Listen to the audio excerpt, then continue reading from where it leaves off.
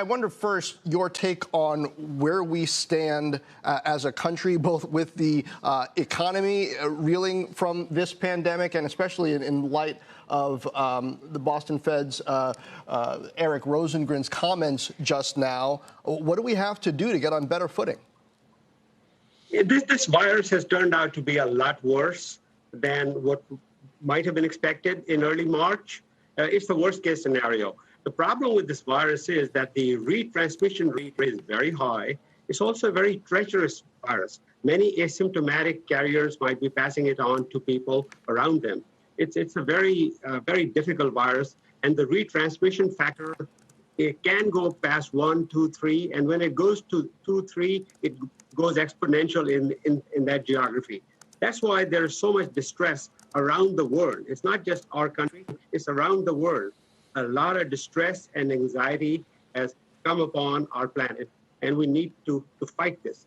Now, there is a war here that's at work in terms of bioscience going after this thing, and I'm personally very optimistic that we're going to get a vaccine even earlier than the second half of next year, probably as early as the first half of this year, and maybe at the start of next year. It just looks like there are so many people in the game, about 165 projects at work, that we have multiple modes of action and multiple molecules here.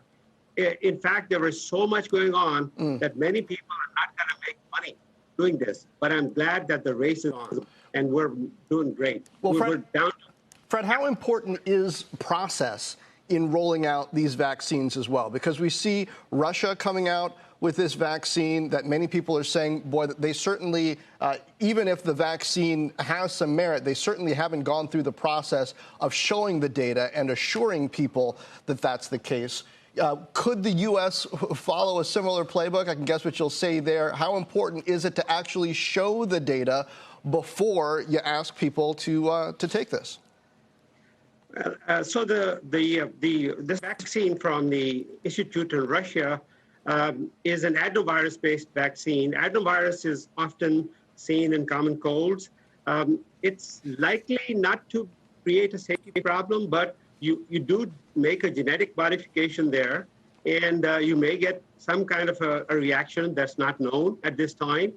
I think what the local people there have decided to do is to see if they can vaccinate people rather than have them be exposed to the virus. They'd rather see a side effect, if there is going to be a side effect, than have the population exposed to a virus. Here, in the U.S. and in Europe, we tend to be very disciplined, and the pressure that's on the FDA presently is huge. It's very similar to when HIV was there in the late 80s, turning up a lot of heat on the people. The officials there are doing a fantastic job. They're actually working in real time, observing data. And my own confidence is very high in the FDA that they're going to do the right thing. They've also announced that they're going to be transparent. There's going to be an advisory committee on this in late October, and everything is going to be out in the open.